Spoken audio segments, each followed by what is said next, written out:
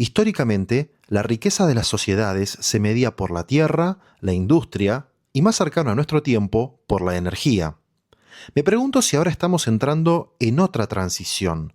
La inteligencia empleada artificialmente empieza a volverse una infraestructura estratégica y su reparto desigual puede producir nuevas formas de dependencia. En este capítulo exploraremos cómo esta tecnología puede convertirse en una amenaza sin precedentes para la soberanía de las naciones y cómo podría reconfigurar la geopolítica internacional a través del control distribuido del recurso humano por excelencia, la inteligencia.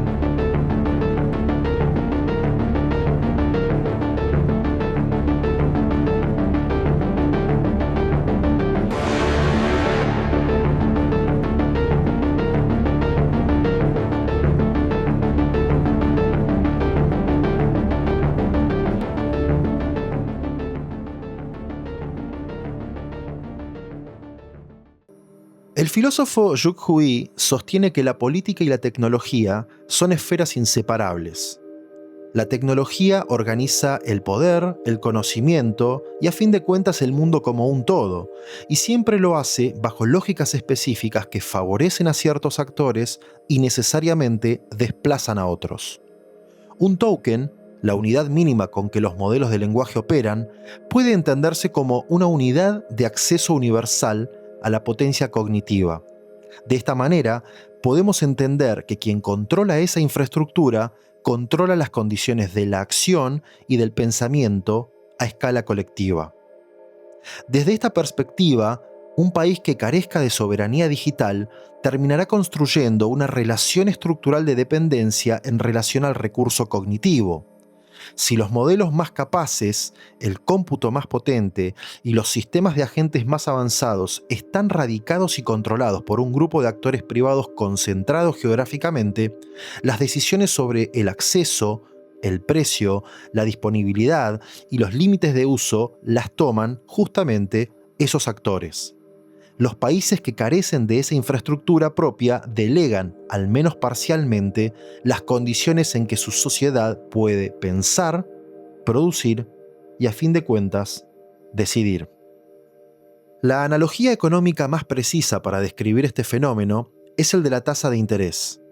Cuando el costo del crédito sube, ciertos proyectos dejan de ser viables. La rentabilidad no alcanza para sostener el costo financiero.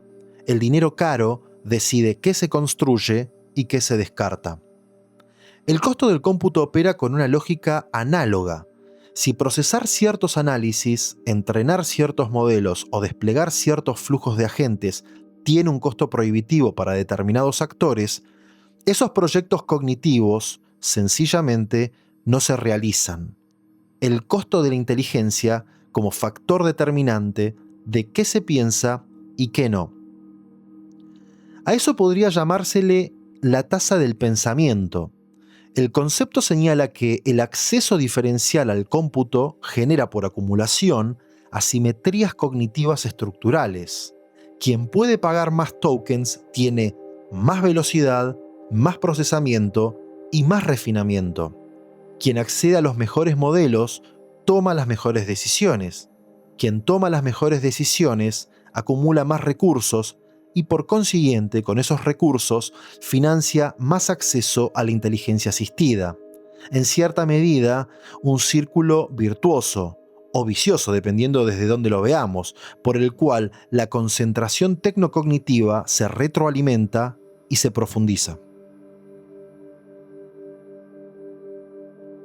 El filósofo francés Gilles Deleuze advirtió que el poder contemporáneo ya no se ejerce principalmente bajo la forma clásica de la disciplina.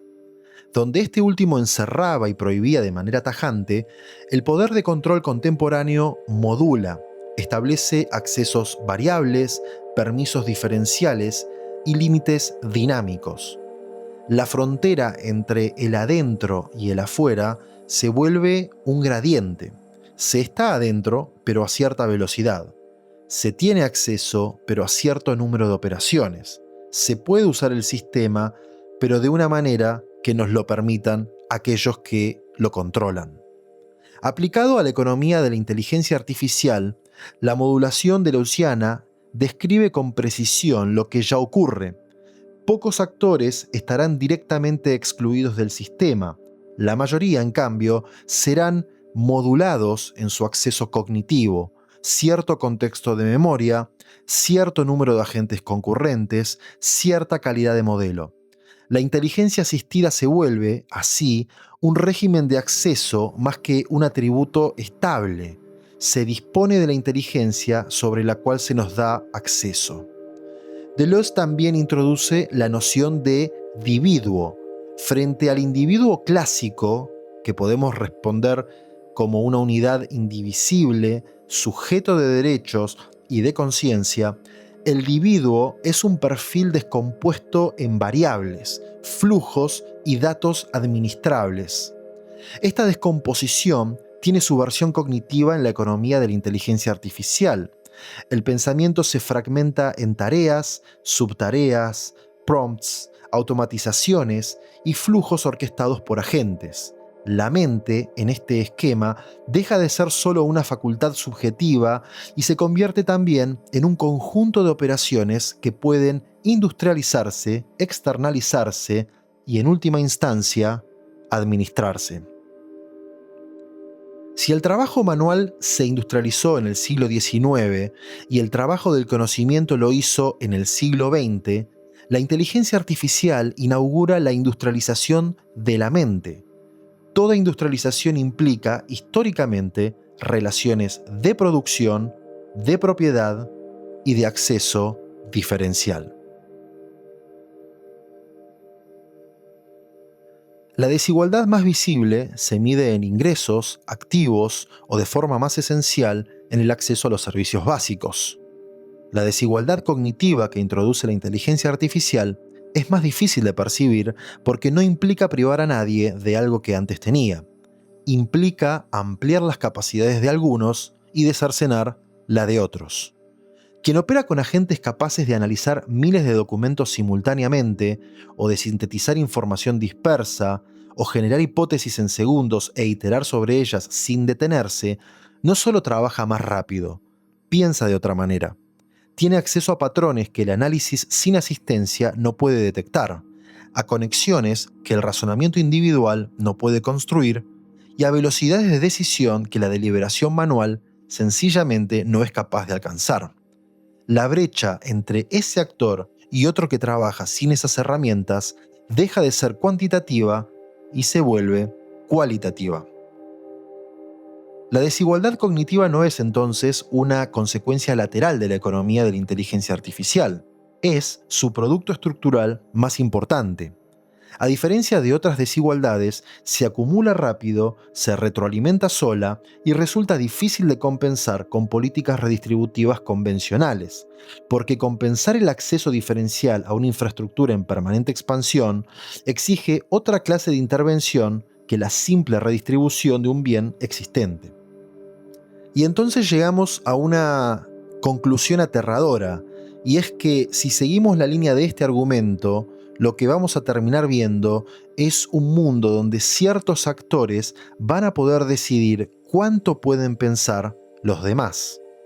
Es, en un sentido práctico y estructural, una manera de mantener a ciertos países, regiones o sectores en una especie de condición de subasistidos cognitivos, con un acceso más caro, más limitado y más tardío a los sistemas que amplían la potencia intelectual colectiva.